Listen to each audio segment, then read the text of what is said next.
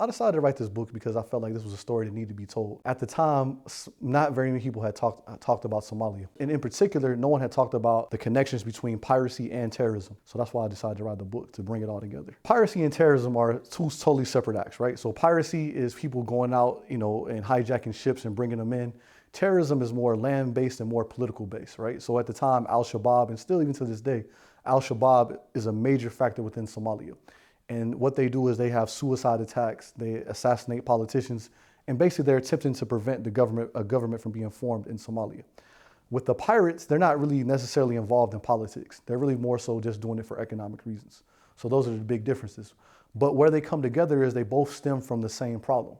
And that problem is the fact that Somalia hasn't had a government for 20 or so years. What they really have in Somalia is what we call a power sharing agreement. They don't really have a government that was elected by the people. It's basically a group of elders, a group of influential people within Somalia came together and kind of selected and put a committee of people together, and then that's the government. And really, if you look at the reports, there's all types of corruption. A lot of people who are involved in government or have ties to terrorist organizations, have ties to pirate groups.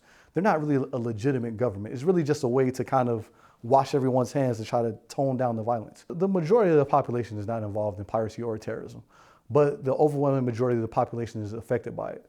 The thing about terrorism, you never know who is who, right? So you can't, no one walks around with a t-shirt that says, I'm a terrorist. You never know. So the fact that you have to live in that constant fear, you never know when the guy's gonna come in with a suicide bomb.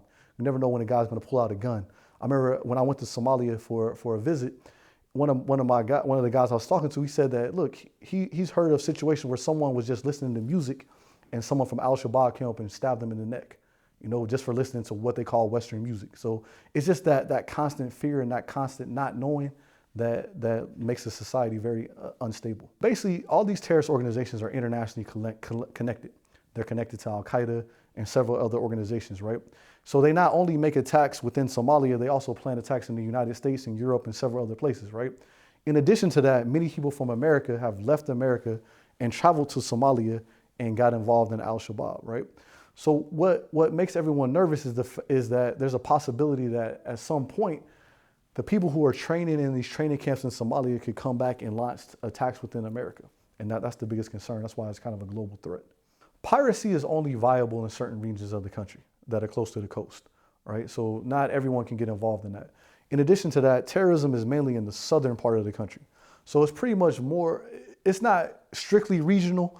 So just geographically speaking, in the northeastern part of the country, in Puntland, in that area, that's where you see the majority of the piracy acts going on because there's a big port there. In the southern part of the country, that's where you see a lot of Al-Shabaab activity going on because it's close to the capital. Because like I was saying, the terrorists, they have political goals, so they want to be close to the capital. Pirates, they have economic goals, so they want to be close to the ports. So that's pretty much a geographical thing. Pirates can be a lot of different people, but generally speaking, just young men who have very little options. But not all of them. Not all of them are just poor people who are just doing something to get by. Some people see it, look, this is a way to make money. Just like some people sell drugs, some people commit acts of crime. Piracy is a viable way to make money because if you go out and launch an attack, it costs maybe $3,000 or $4,000 to launch an attack, but you may get some of these ransoms they're getting are $2-3 million. So it's a high profit margin business. So basically, people go out and recruit. They recruit a crew. What they try to do is they try to mix people who are inexperienced and experienced people together, right? So they have someone who's called a jumper, the person who's the first person who boards the ship. So that's the most experienced person, the person who's been there before. And that's the person who makes the most money. So they'll all go out and they either go out one or two ways. They go out in what we call motherships, which are like small fishing boats. But within those small fishing boats are little speedboats. So they'll go out to the sea, and when they see a big ship coming, shoot out of the mothership and quickly run up on the bigger ship in their speedboats and then start firing on them. And then when they get close enough to where the ship has to slow down, then they'll board the ship, then they'll try to hijack it. They usually have machine guns and RPGs. So, basically, and most ships aren't manned by people who are armed. A lot of insurance companies, actually, it's against insurance policies to have guns on ships because they don't want crew members killing each other and all other types of, there's a lot of liability there. They get their guns from within the country. I mean, you have to remember, Somalia has been in civil war for decades, right? And guns have been pumped into that country consistently ever since the Cold War, ever since the 70s. Billions of dollars per year are pumped into that country. So there's plenty of guns in the country. If you have money, you can get guns and you can get weapons. So basically they have funders who fund them, who invest in them to buy them their guns, to buy them their boats, to buy them the food they need to go out and attack the ships. So they're able to make attacks up to 800 nautical miles from the coast, which is a long way, right? So really you can't be anywhere near that coast and be 100% safe, right? Now, generally speaking, most people stay about 200 or so nautical miles away from a country because that's their exclusive economic zone. But because of piracy, they had to be at least 1,000 or so nautical miles away from Somalia to be safe. But the problem is, the way that area is shaped, it's very difficult to be that far away and still be efficient in terms of like gas and fuel efficiency within the shipping vessels. There were 2 or 3 main stories, right? The biggest one was a serious oil tanker. It had $100 million worth of oil, right? And that was one that really made people start thinking like, wait a minute, we need to stop these pirates because if they hijack a oil tanker with, I think it was 2 million barrels of oil on it, that could cause global oil prices to go through the roof, right? So it caused controversies on 2 ends. First, it caused controversy because of the value of the products being that were hijacked, but secondly, because it was a Saudi Arabian ship. So because it was another Muslim country they were hijacking, a lot of Muslims were like, hey, you shouldn't be stealing from other Muslims.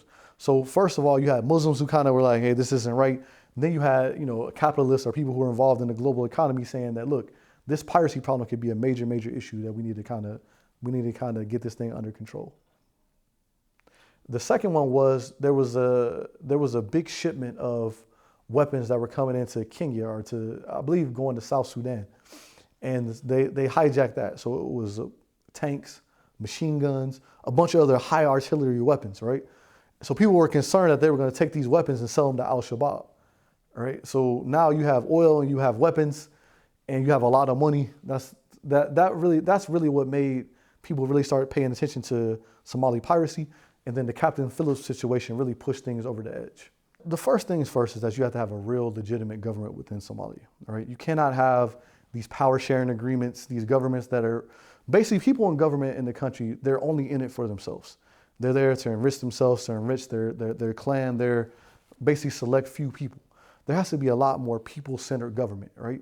So there has to be at some point where people within Somalia are allowed to vote, to pick their own leaders, to select their own leaders in a more organic, holistic way.